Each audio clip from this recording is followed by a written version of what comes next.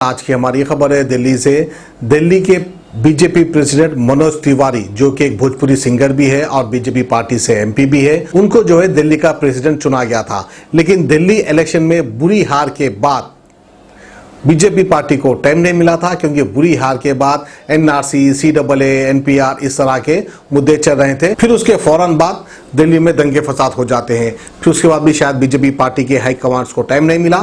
फिर उसके बाद अचानक लॉकडाउन हो जाता है, जनता कर्फ्यू हो जाता है, कोरोना वायरस जैसी बीमारी देश भर में फैल जाती है। खैर बहरहाल अब आहिस्ता आहिस्ता जिंदगी सही राह पर आ रही है, लोग घर से बाहर निकल रहे हैं।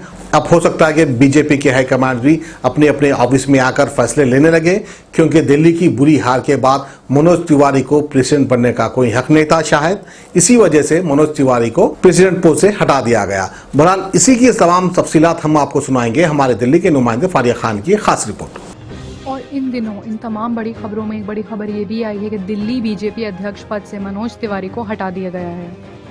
मनोज तिवारी पिछले 4 सालों से पार्टी प्रेसिडेंट रह चुके हैं बीजेपी के, लेकिन कहा जा सकता है कि वो कामयाब नहीं हो पाए, क्योंकि इलेक्शन में बुरी तरह हारने के बाद मनोज तिवारी का हटना तय था। पेशे से बता दें कि मनोज तिवारी एक भोजपुरी सिंगर हैं, जो कि अपने मोस्टली वल्गर सॉन्ग्स के लिए जाने जाते हैं।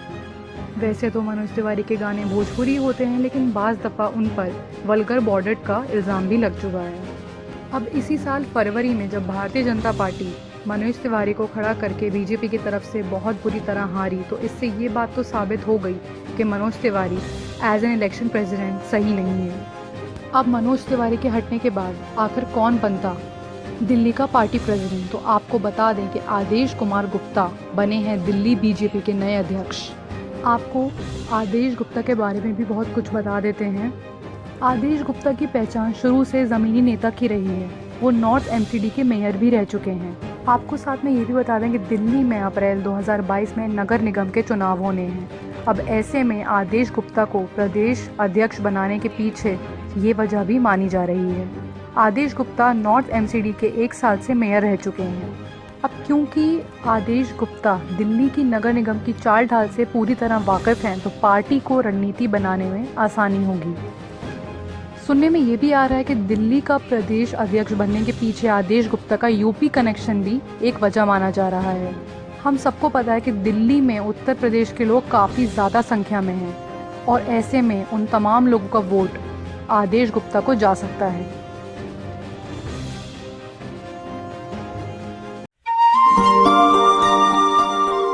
जी हाँ दोस्तों, हसीनाओं के हुस्न को दोबाला करे टूफा हर्बल हेयर ऑयल, कुदरती जड़ी बूटियों का एक नादिर और नायाब शाहकार, उनके लिए जो घने बालों की शौकीन है। मर्द और खवातीन के लिए यकसा मुफीद टूफा हर्बल हेयर ऑयल हर मेडिकल स्टोर और जनरल स्टोर पर बआसानी दस्तयाब। टूफा herbal hair oil SNQ pharmacy की नायाब पेशकश। आज ही इस्तेमाल कीजिए टूफा हर्बल हेयर ऑयल।